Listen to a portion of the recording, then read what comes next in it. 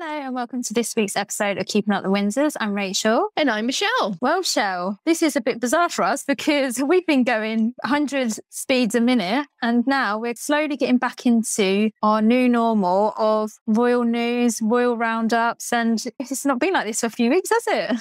No, I think I'm out of practice, to be honest. We actually wrote our notes and doing all the research behind the scenes, and it felt quite weird, didn't it? Because it wasn't just like us documenting or explaining how we felt. It's like, oh, we're back to work now. And it's just...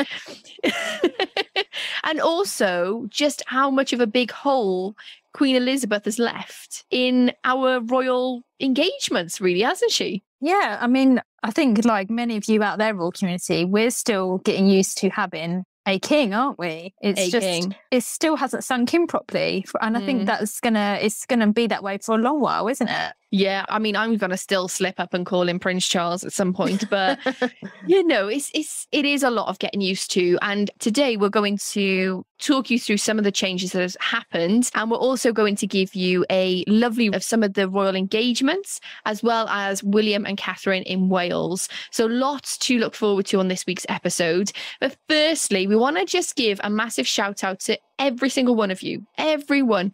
Yes, you listening right now. Thank you so much for being here. And also, we've had so many new listeners, haven't we, Rach? We really have, and it's amazing. It takes something like losing the Queen to build this royal community, but that's what we're here for at the end of the day, isn't it? We're all in the same boat as such. We all love talking about the royals, and yeah, we just have to get on with our new normal now, don't we? Absolutely. Absolutely. So we want to just welcome you all, royal community. Every single one of you is so important to share in our love and our passion. So if you know anyone who loves the royal family just as much as we do, then share the podcast with somebody. Let them know about the podcast and we can all be part of the royal community together. I also want to say that before Queen Elizabeth passed away, we had lots of voice notes from the royal community because we started this new segment of share your views. And we had so many, but it just didn't feel like the right time to bring the voice notes in. But we're going to be starting again. Yeah, so if you'd like to be part of any of our episodes, anything we speak about, then drop us a voice note over on our Instagram, Keeping Up the Windsors Pod, and let us know your views on the news for the week that we've had. Exactly.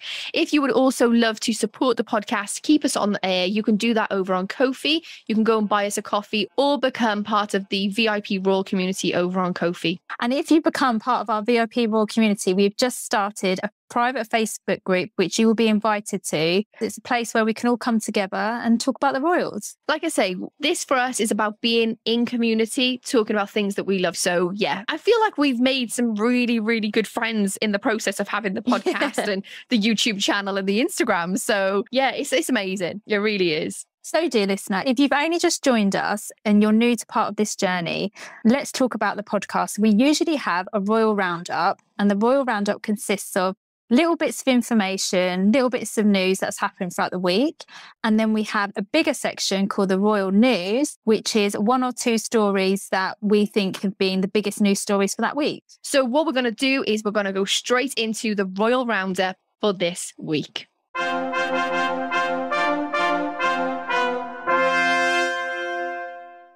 So as we transition from the funeral of Her Majesty the Queen, we now have a new headstone at St. George's Chapel in Windsor Castle.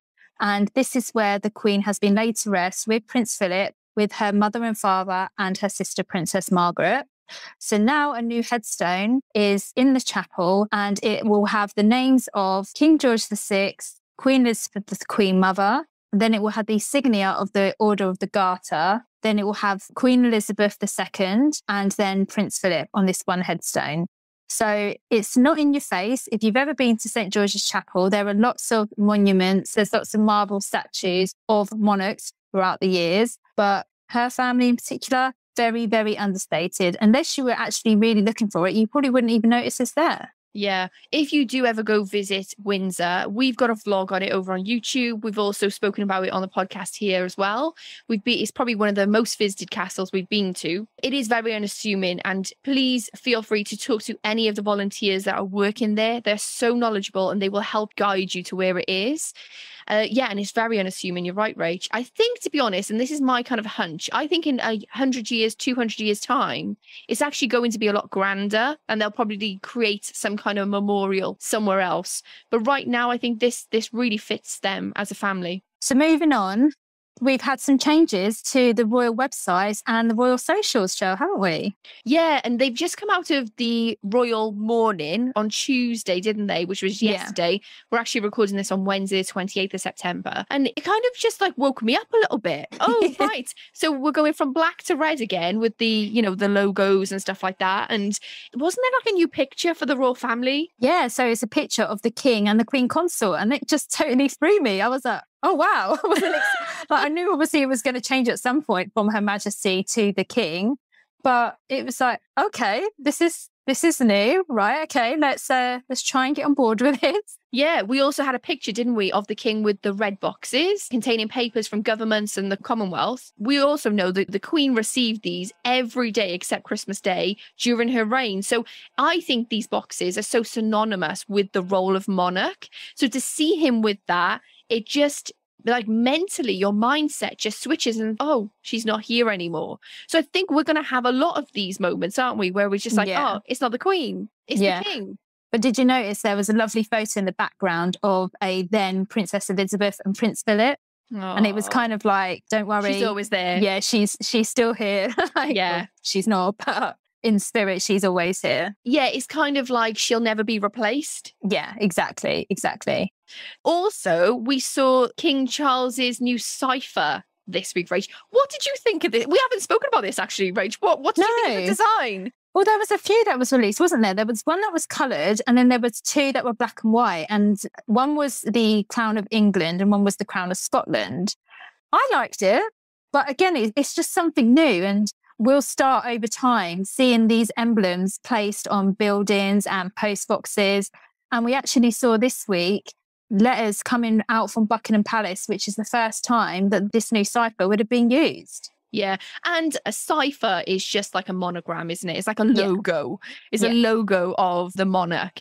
And do you know what? I did a bit of research on this, Rach, and a cipher actually traces back to Henry VII, because not many people at that time would have actually seen the monarch in person or like in pictures, because obviously, you know, it was that way back when. This actual cipher is the representation of the monarch's identity. So it was super important way back when for this cipher to be seen by people, because otherwise they would never really have connections or to see a monarch. So it was very important. And you just mentioned the crowns. Charles is using the Tudor crown, like his grandfather, George VI, and the Queen used the St. Edward's crown.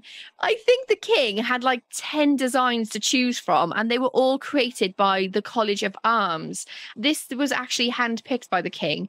And the one thing I'm going to say about it, the first thing I thought of as soon as I saw it was the C is piggybacking the R, and then the leg is going through. It just, for me, it just felt weird. The more I've looked at it, the more I understand it's regal and blah, blah, blah. But I don't know, my first instinct was like, oh, that looks a bit weird. I don't think I like it. Not in the sense of like, oh, it's the king, I don't want a cipher. It was like, oh, is that it? Like, I thought they'd come up with something way better. It just looks like every other monogram. Yeah.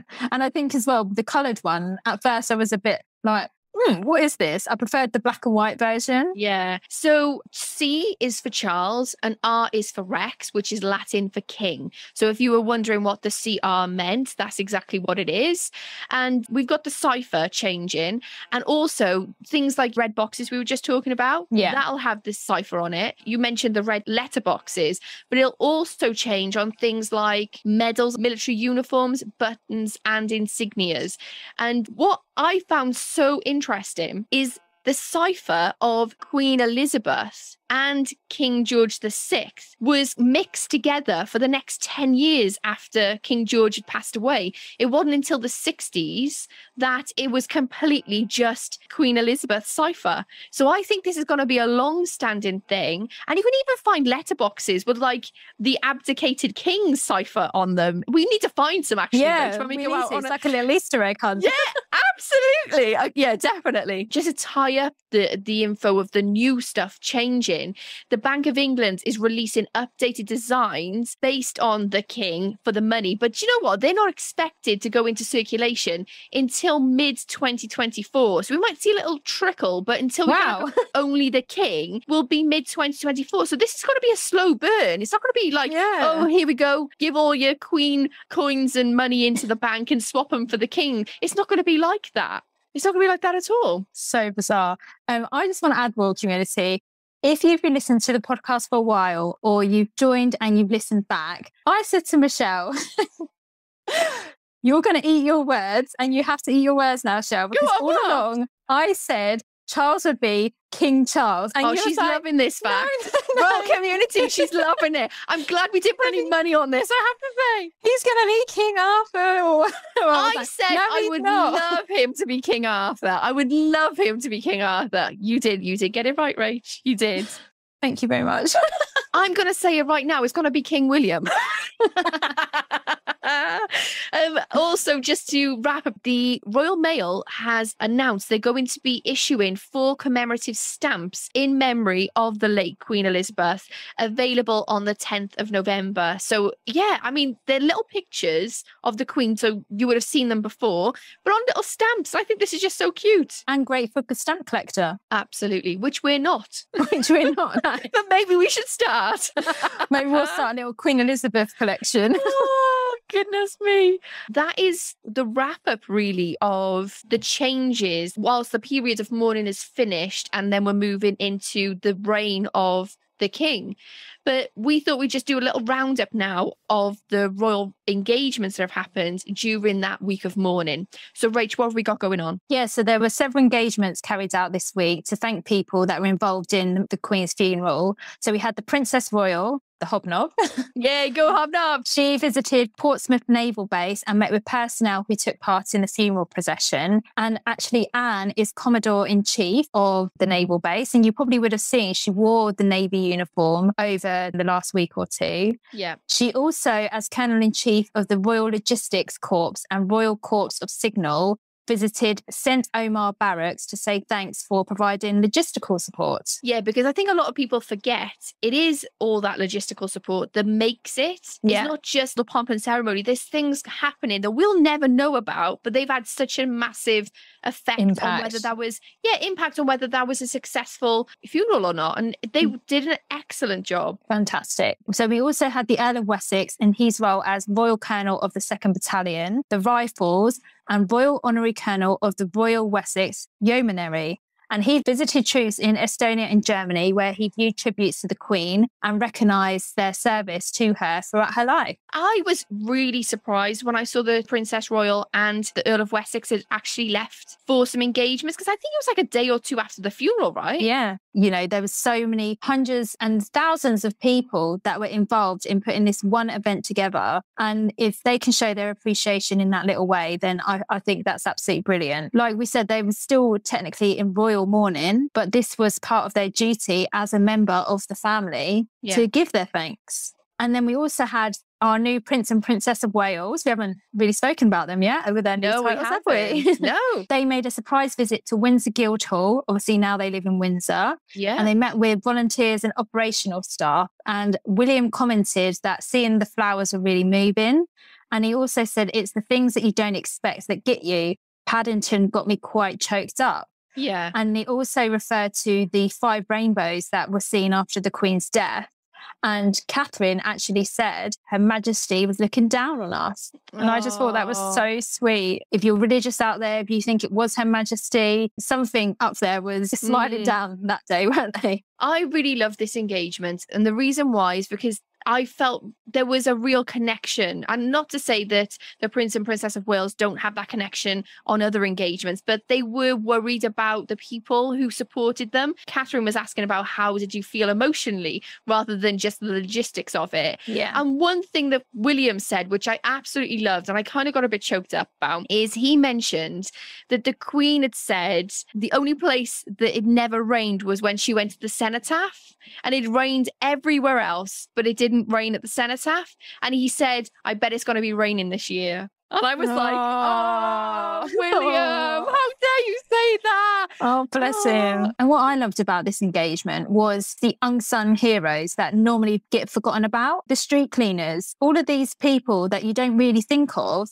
but actually they had a huge involvement on the day. The volunteers, people guiding people along the mall, just everyday people. Some of these people weren't even being paid. They were just doing it because they wanted to be part of history as such. And that was their little way of contributing to that day. Yeah, and it's interesting when you say that, actually, because Catherine had remarked about all the parking that was available that just popped up out of nowhere. And she'd even said, even the children had remarked that there was parking, and even they had noticed that there was a change. Again, an amazing engagement. Didn't expect them to see them out in these 7 days, but it was excellent to see all of the family members saying thank you in their own way. Right. We also had a release date for season 5 of The Crown. Yeah,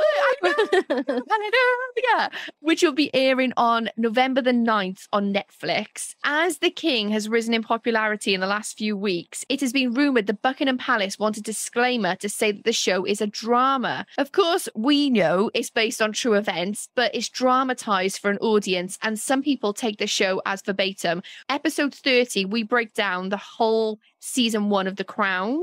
And we had so many messages afterwards. I didn't know that. I didn't realize that wasn't true. We're like, it is a drama based on historical events. Yeah. It's not verbatim. And we even said that in that episode. This should have a disclaimer at the start. It 100% needs to, but especially now because we've got the King, we've got the Queen Consort, and their history is going to just be right up there in people's consciousness. Yeah, because season 5 is going to be the split of Diana and Charles. We've already seen that they haven't been very nice to the Queen Consort in previous seasons. So I wonder what they're going to do in season 5.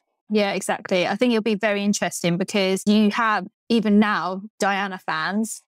And, you know, we've said it time and time again. Diana is an icon. We loved Diana, but she was no angel either. And I think sometimes if you don't necessarily know the history of Diana, Camilla and Charles, you're going to take that show and you're going to be like, oh my gosh, I can't believe he was so wicked to her. And it's like, no. Take a step back, actually do some research. This is a drama.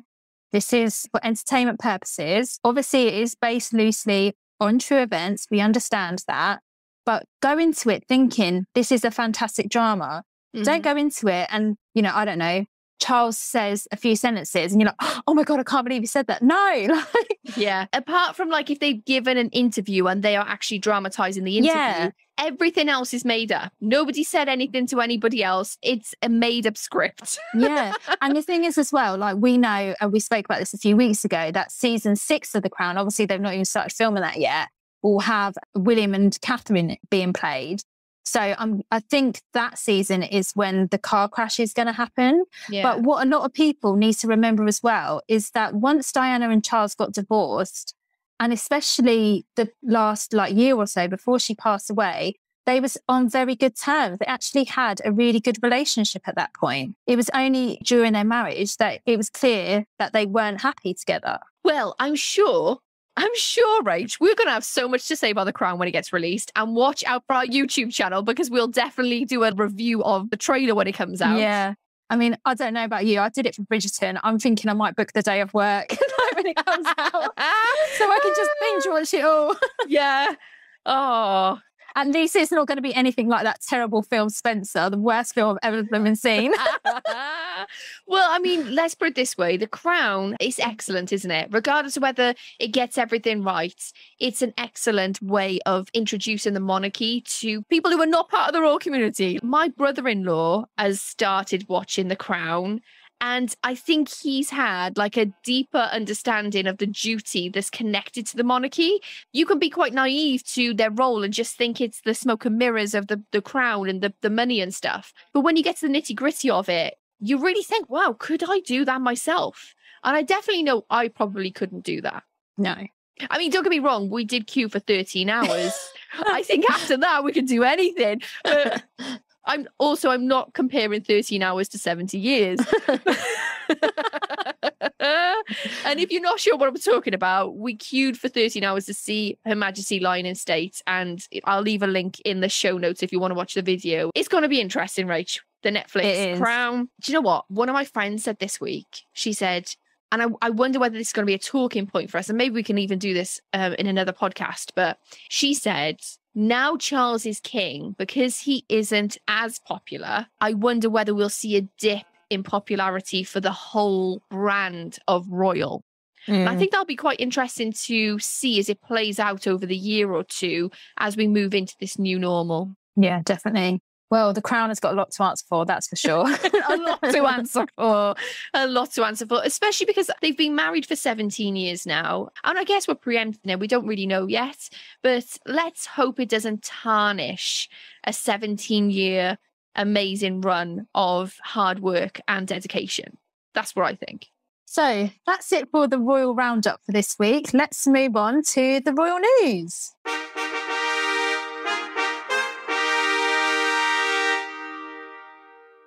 Rachel! The Prince and Princess of Wales are in Wales! Yay! Shell's home country. I'm so excited. Like, you know me, I think the Prince and Princess of Wales should live in Wales. It just is a prerequisite of the title, but that's not the case. There is a lot of disruption with whether Prince William should have been given the title Prince of Wales. Maybe we could go into that in another podcast, but it's quite interesting how different Catherine and William were when they went to Wales. They were having selfies with people. They were allowing people to come really close to them. And it's something we never really see on royal engagements. But I have to say, I definitely think because there's been protests in Wales about the Prince and Princess of Wales's title, that is a tongue twister. I think they've really gone on the charm offensive with these two engagements. Yeah. Well, he did say, didn't he, the other week when he was still in royal mourning, that he wanted to visit Wales at the earliest opportunity. And I knew that before they did anything else, you know, touring any other city or town in the UK, they would go to Wales. It had to be done, right? It just had to be. Because I think the people of Wales, you don't live in Wales anymore, but as a Welsh person, you probably felt that if they had gone somewhere else, you would be like, hang on a minute, you're the Prince and Princess of Wales, get your butt in Wales. You know? Yeah. Yeah, definitely. I completely agree with you, Rach. And as a Welsh person, it is so important who has that Prince and Princess of Wales title, because when they go anywhere in the world, they represent Wales. Some people do not understand that the United Kingdom is actually split up into different countries. And Wales is one of those countries. It isn't England, it isn't Scotland, it isn't Northern Ireland. It is its own thing. It's Wales. We have our own culture, our own language. And the fact that we've now got Catherine and William representing us with our country's name in their title is a big deal.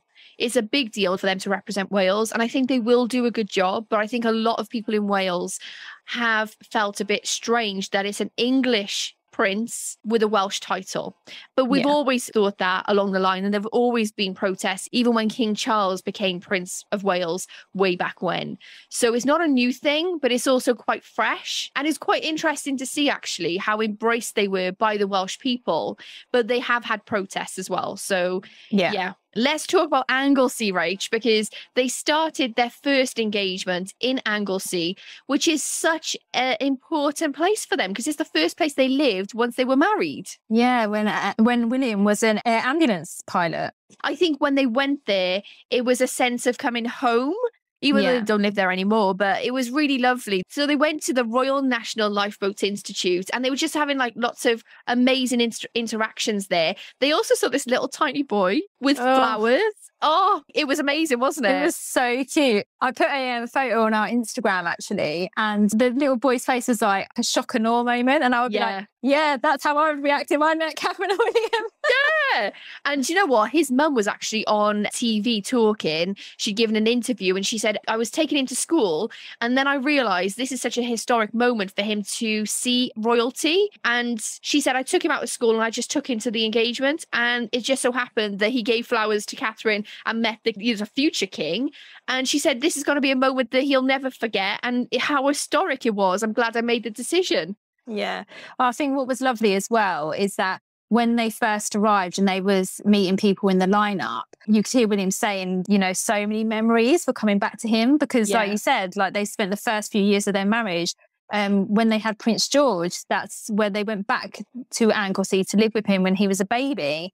And so I think over time, it's said that they will go back before Christmas. And I'm really hoping that in the coming years, with their new titles, that we will see them more in Wales, and they will take their children, not just on a official capacity as Prince and Princess, but going for holidays and just being around the Welsh people, because I can imagine it could be a bit like how Balmoral was for the Queen, whereas once you've seen William and Catherine and the kids around a few times, it's kind of like, right, you've seen us now, let us get on with our lives. And also there are landscapes within Wales that you wouldn't see people for miles. North Wales in particular is, well, I'm going to be biased and say the whole of Wales is amazing, but places in Snowdonia are just outstanding beauty.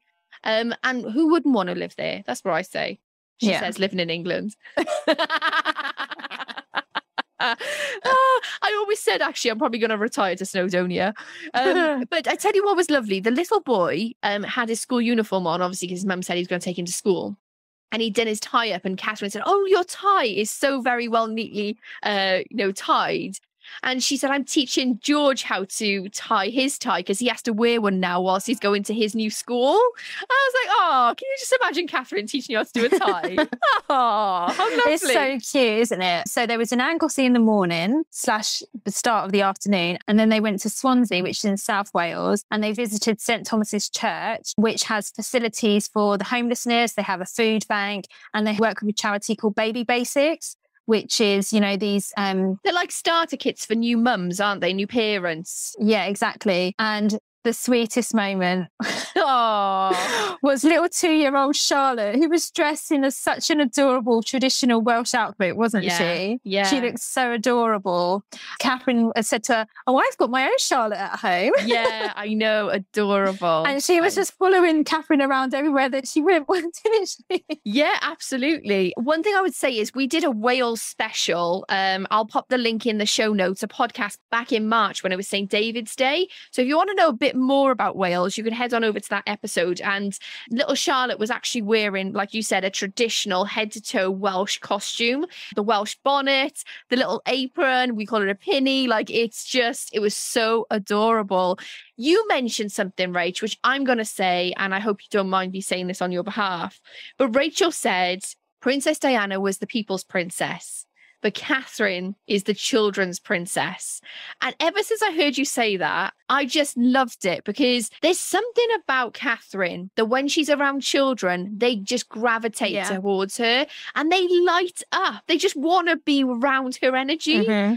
And she's really got something, hasn't she, that just connects to younger children. Yeah, and I just think, we don't see them behind closed doors, but I can just imagine her being such a great mum. The way you see her with kids, how she interacts with them, like you said, they just gravitate towards her. And it's just adorable to see. She has what the Queen had in a way is, she's this important person in her role. But she, I guess, makes people feel at ease as well. Because when you saw them on the walkabout, she was chatting to members of the public. And we've seen over the last few days, people have been commenting saying they were just so lovely. They were so down to earth. And you know what's really funny? They were given a hamper with some barrabrith in it, which is like a Welsh loaf bread with like raisins and stuff like that in it. And Catherine picked it up, barrabrith. Like she knows what that is, because when she was living in Anglesey, she would have had barrabrith, because everyone has barrabrith in Wales. Yeah. And I just wanted to go, here's the Welsh cakes, Catherine. So, Royal Community, I punched the air during the King's speech when he mentioned the titles.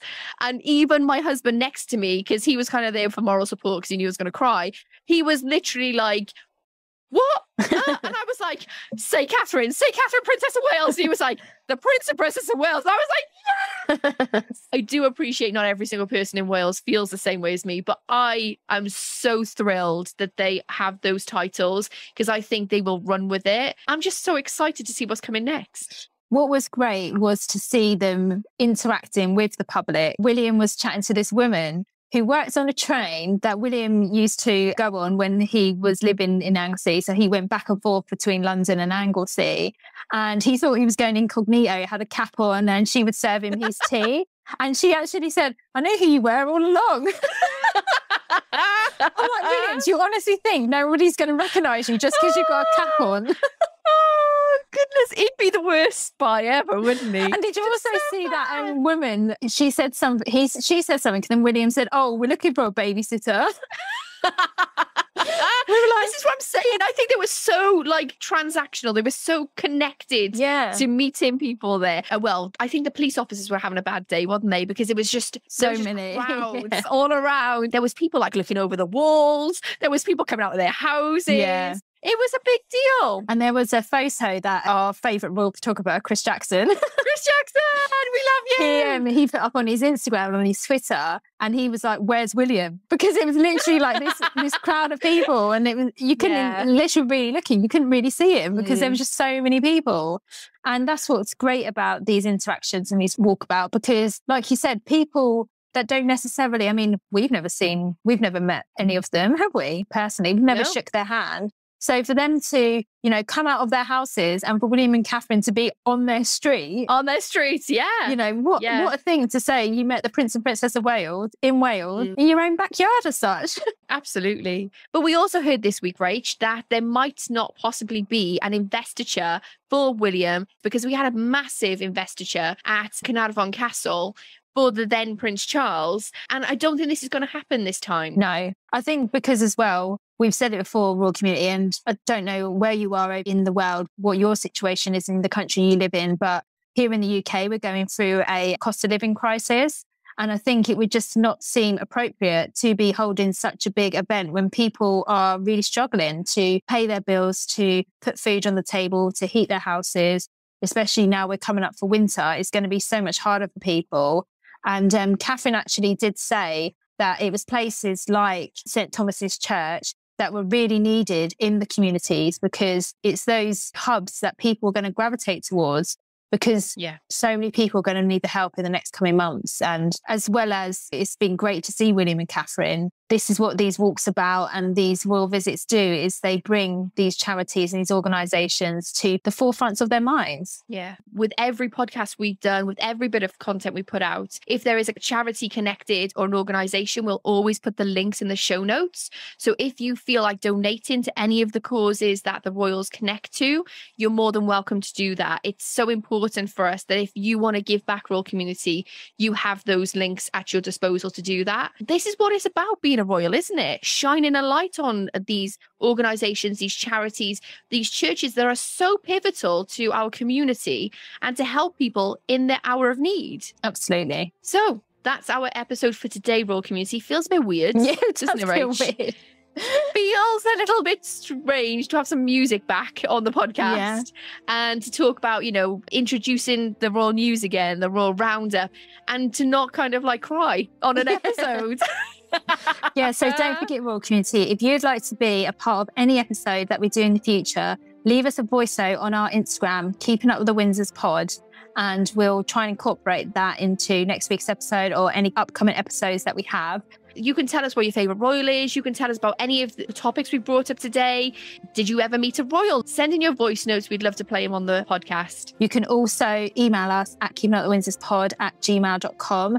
And don't forget, we also have a YouTube channel, which is also called Keeping Up with the Windsors. We hit 1,000 subscribers this week, Rach. Whee! Get in there! Amazing. If you would love to support Rachel and I, you can over on Ko-fi. The link is in the show notes. And if you loved the episode, please leave us a 5-star review and share it with anyone you know who loves the royals as much as we do. Thank you so much for being here.